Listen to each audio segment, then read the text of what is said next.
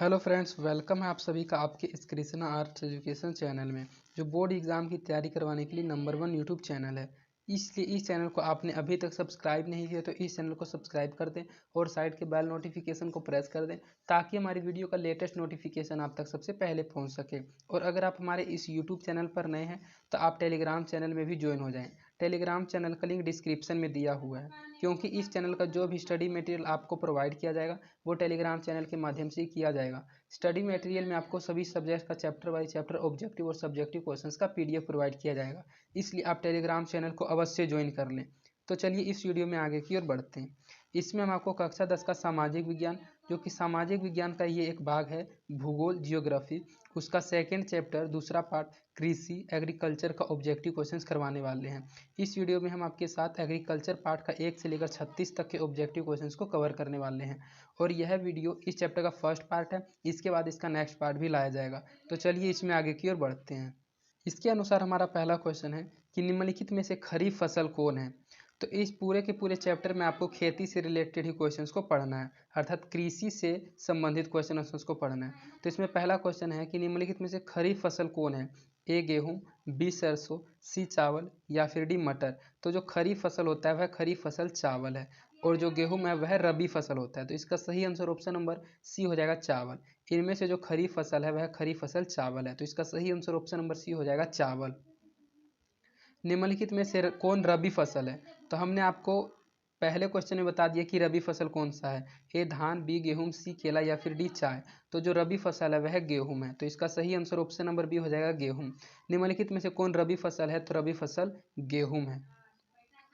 निम्नलिखित में से किस राज्य में वन का सबसे अधिक विस्तार है। ये चारों के चारों राज्य का नाम दिया गया है, और इन चारों राज्य में से आपसे पूछा जा रहा है कि सबसे अधिक वन किस राज्य में है। ए केरल में, बी कर्नाटक में, सी मध्य प्रदेश में या फिर डी उत्तर प्रदेश में। तो हमने आपको फर्स्ट चैप्टर में भी पढ़ाया था कि सबसे अधिक वन मध्य प्रदेश राज्य में है, तो इसका सही आंसर ऑप्शन नंबर सी हो जाएगा, मध्य प्रदेश। क्योंकि मध्य प्रदेश राज्य में सबसे अधिक वन का विस्तार है, अर्थात वन का फैलाव है। तो इसका सही आंसर ऑप्शन नंबर सी हो जाएगा, मध्य प्रदेश। जूट के उत्पादन में कौन राज्य आगे है। ये 4 राज्य का नाम दिया गया और आपसे पूछा जा रहा है कि इन चारों राज्यों में से जूट का उत्पादन किस राज्य में सबसे अधिक होता है। ए बिहार में, बी असम में, सी उड़ीसा में या फिर डी पश्चिम बंगाल में। तो जो जूट का उत्पादन है वह सबसे अधिक पश्चिम बंगाल राज्य में होता है, तो इसका सही आंसर ऑप्शन नंबर डी हो जाएगा, पश्चिम बंगाल। जूट के उत्पादन में पश्चिम बंगाल राज्य सबसे आगे है। गेहूं के उत्पादन में कौन राज्य आगे है। जो गेहूं का उत्पादन है वह उत्पादन किस राज्य में सबसे अधिक होता है, या कौन सा राज्य गेहूं के उत्पादन करने में आगे है। ए मध्य प्रदेश, बी उत्तर प्रदेश, सी बिहार या फिर डी महाराष्ट्र। तो हम आपको बता दें कि गेहूं के उत्पादन में जो सबसे आगे राज्य है वह उत्तर प्रदेश है। उत्तर प्रदेश राज्य में सबसे अधिक गेहूं का उत्पादन होता है, तो इसका सही आंसर ऑप्शन नंबर बी हो जाएगा, उत्तर प्रदेश। उत्तर प्रदेश राज्य में गेहूं का उत्पादन सबसे अधिक होता है। चावल के उत्पादन में कौन सा राज्य सर्वप्रथम है। इससे पहले आपने गेहूं के उत्पादन में पढ़ा, तो गेहूं के उत्पादन में तो सबसे आगे उत्तर प्रदेश राज्य था, लेकिन इसमें चावल पूछा जा रहा है, तो चावल में सबसे प्रथम स्थान जो है वह पश्चिम बंगाल का है, तो इसका सही आंसर ऑप्शन नंबर बी हो जाएगा, पश्चिम बंगाल।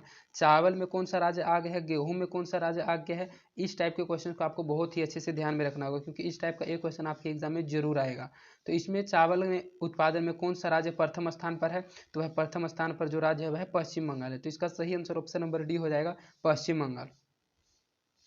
निम्नलिखित में से शीतकालीन फसल कौन है। ये 4 फसल का नाम दिया जा रहा है, और इसमें से पूछा जा रहा है कि शीतकालीन फसल कौन सा है। ए चावल, बी प्याज, सी गेहूं या फिर डी मड़ुआ।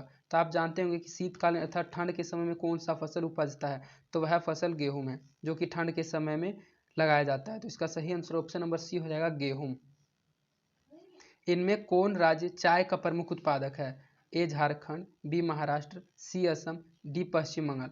प्रमुख उत्पादक बोले या सबसे अधिक उत्पादन करने वाला राज्य बोले, तो सबसे अधिक उत्पादन करने वाला राज्य जो चाय का है वह असम है, और सबसे प्रमुख उत्पादक राज्य भी असम ही है, तो इसका सही आंसर ऑप्शन नंबर सी हो जाएगा, असम। क्योंकि असम में चाय की खेती बहुत अधिक की जाती है, तो इसका सही आंसर ऑप्शन नंबर सी हो जाएगा, असम।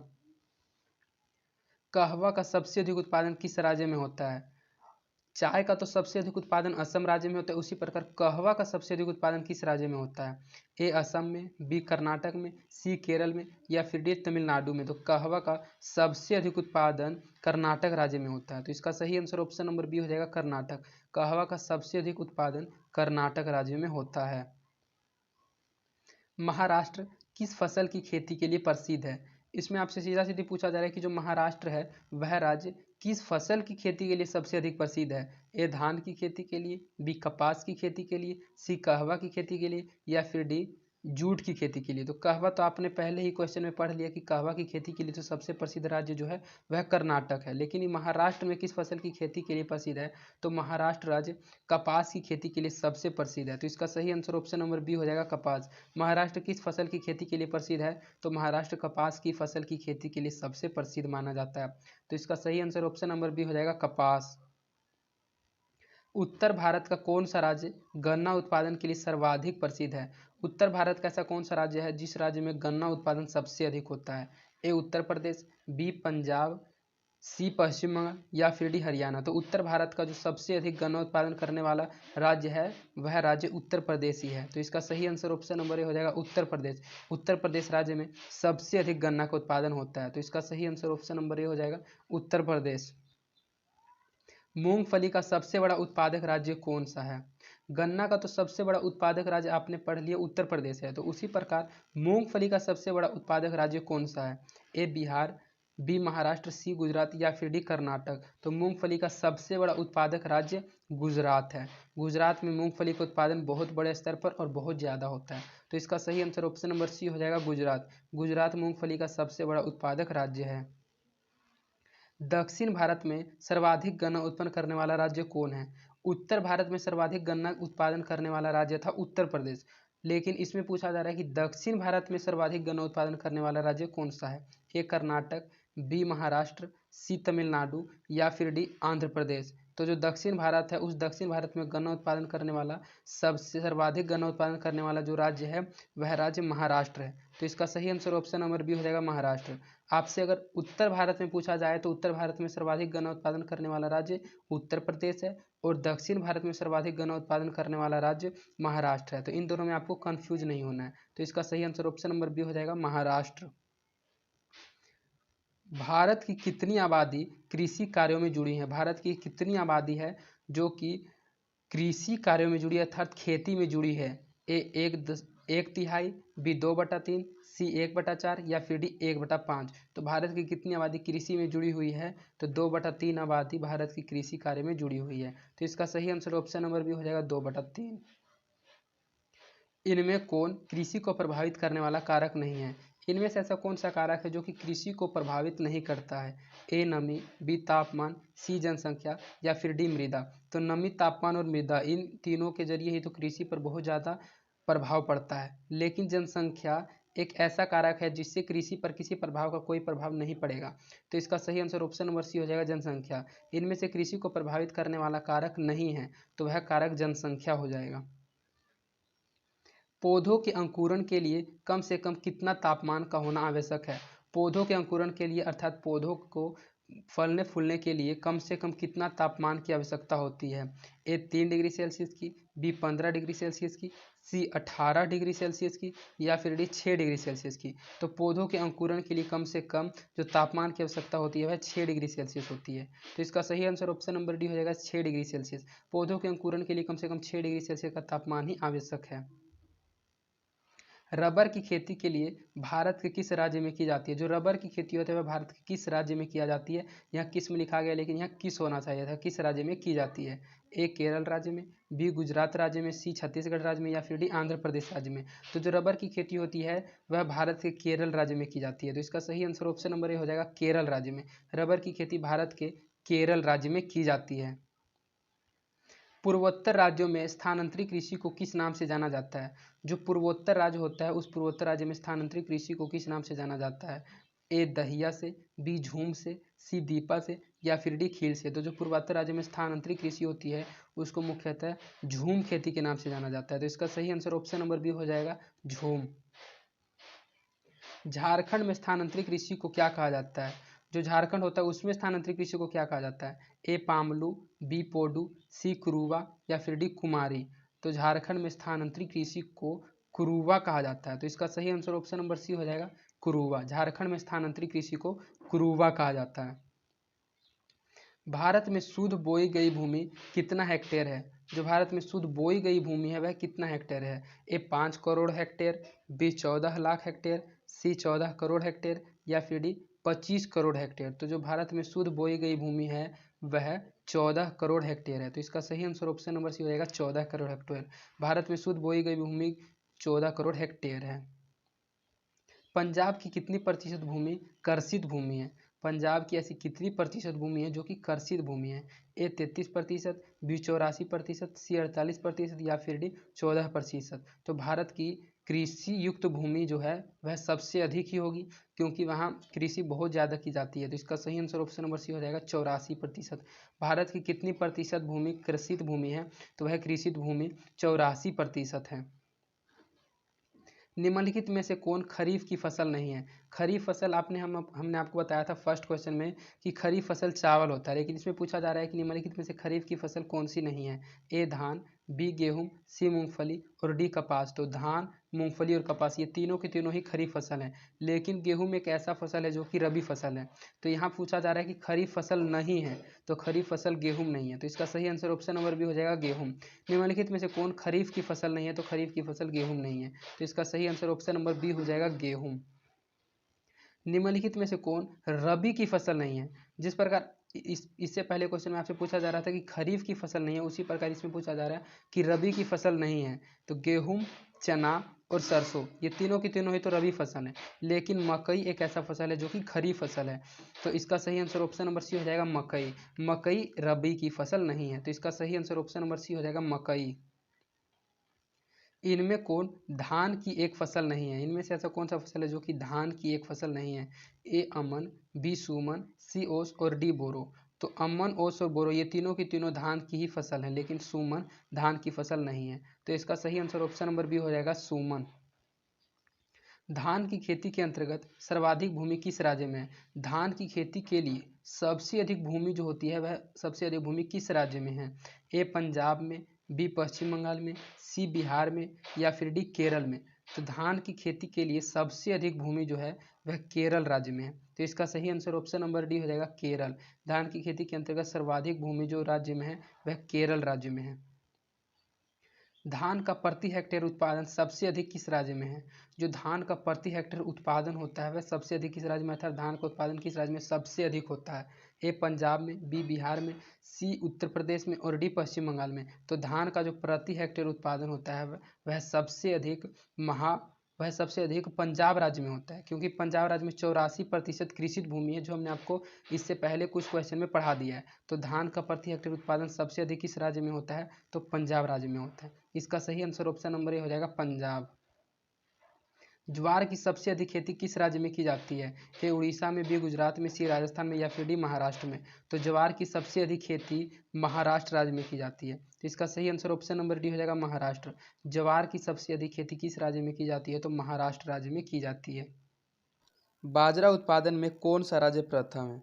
ये चारों का चारों राज्य का नाम दिया गया है और इसमें से पूछा जा रहा है कि बाजरा का उत्पादन इनमें से किस राज्य में सबसे अधिक होता है, अर्थात बाजरा उत्पादन करने में कौन सा राज्य प्रथम स्थान पर है? ए बिहार राज्य, बी गुजरात राज्य, सी उड़ीसा राज्य और डी छत्तीसगढ़ राज्य। तो जो बाजरा का उत्पादन है वह सबसे अधिक गुजरात राज्य में होता है। बाजरा उत्पादन करने में भारत का प्रथम राज्य जो है गुजरात है। तो इसका सही आंसर ऑप्शन नंबर बी हो जाएगा, गुजरात। इनमें कौन निर्वाहन कृषि की उपज नहीं है? ये चारों के चारों उपज दिया गया है और इसमें से पूछा जा रहा है कि निर्वाहन कृषि की उपज इनमें से कौन नहीं है? ए धान, बी गेहूं, सी गन्ना, डी ज्वार बाजरा। तो धान, गन्ना और ज्वार बाजरा, धान, गेहूं और ज्वार बाजरा ये तीनों के तीनों निर्वाहन कृषि की उपज है, लेकिन इसमें पूछा जा रहा है कि निर्वाहन कृषि की उपज इसमें से कौन नहीं है? तो गन्ना एक ऐसी उपज है जो कि निर्वाहन कृषि की उपज नहीं है। तो इसका सही आंसर ऑप्शन नंबर सी हो जाएगा, गन्ना की उपज। स्थानांतरित कृषि के अंतर्गत निम्न में से किस फसल का उत्पादन नहीं किया जाता है? जब आप स्थानांतरित कृषि करते हैं तो उस कृषि के अंतर्गत इनमें से किस फसल का उत्पादन नहीं किया जाता है? ए कपास का, बी मक्का का, सी जौ का, डी केला का। तो स्थानांतरित कृषि के अंतर्गत आप मक्का, जौ और केला इन तीनों का उत्पादन कर सकते हैं। लेकिन कपास की एक ऐसी खेती होती है, कपास की फसल की खेती आप स्थानांतरित कृषि के अंतर्गत नहीं कर सकते हैं। तो इसका सही आंसर ऑप्शन नंबर ए हो जाएगा कपास। स्थानांतरित कृषि के अंतर्गत कपास फसल का उत्पादन नहीं किया जाता है। तेलहन उत्पादन में भारत का विश्व में कौन सा स्थान है? ए पहला स्थान, बी दूसरा स्थान, सी पाँचवां स्थान या फिर डी आठवां स्थान। तो तेलहन उत्पादन हम आपको बता दें कि तेल से जो उपज होते हैं उन तेलहन उपज वाले उत्पादन करने में जो भारत का स्थान है वह विश्व में कौन सा स्थान है? तो भारत का विश्व में तेलहन उत्पादन में पहला स्थान है। तो इसका सही आंसर ऑप्शन नंबर ए हो जाएगा पहला। तेलहन उत्पादन करने में भारत का विश्व में पहला स्थान है। मूंगफली का सबसे अधिक उत्पादन किस राज्य में होता है? जो मूंगफली होता है उसका उत्पादन सबसे अधिक भारत के किस राज्य में होता है? ए बिहार में, बी छत्तीसगढ़ में, सी राजस्थान में या फिर डी गुजरात राज्य में। तो मूंगफली का भी सबसे अधिक उत्पादन गुजरात राज्य में ही होता है। तो इसका सही आंसर ऑप्शन नंबर डी हो जाएगा गुजरात। मूंगफली का सबसे अधिक उत्पादन गुजरात राज्य में होता है। भारत का नारियल प्रदेश किसे कहा जाता है? भारत का नारियल प्रदेश अर्थात भारत के किस राज्य में नारियल सबसे अधिक होता है इसीलिए उसको नारियल प्रदेश कहा जाता होगा? ए केरल, बी कर्नाटक, सी उड़ीसा, डी असम। तो केरल एक ऐसा राज्य है जिसमें नारियल बहुत अधिक होता है। तो इसका सही आंसर ऑप्शन नंबर ए हो जाएगा केरल। भारत का नारियल प्रदेश किसे कहा जाता है? तो भारत का नारियल प्रदेश केरल राज्य को कहा जाता है क्योंकि इसमें नारियल का उत्पादन बहुत अधिक होता है। ग्रीष्मकालीन पर्याप्त वर्षा किस फसल की खेती के लिए उपयुक्त है? जो ग्रीष्मकालीन में वर्षा होती है वह पर्याप्त वर्षा किस फसल की खेती के लिए उपयुक्त होती है? ए चना की खेती के लिए, बी धान की खेती के लिए, सी गेहूं की खेती के लिए, डी कपास की खेती के लिए। तो जो ग्रीष्मकालीन पर्याप्त वर्षा होती है वह धान की फसल की खेती के लिए उपयुक्त है। तो इसका सही आंसर ऑप्शन नंबर बी हो जाएगा धान, क्योंकि धान ग्रीष्मकालीन में ही लगाया जाता है और ग्रीष्मकालीन की पर्याप्त वर्षा से ही धान का उपज हो जाता है। तो इसका सही आंसर ऑप्शन नंबर बी हो जाएगा धान।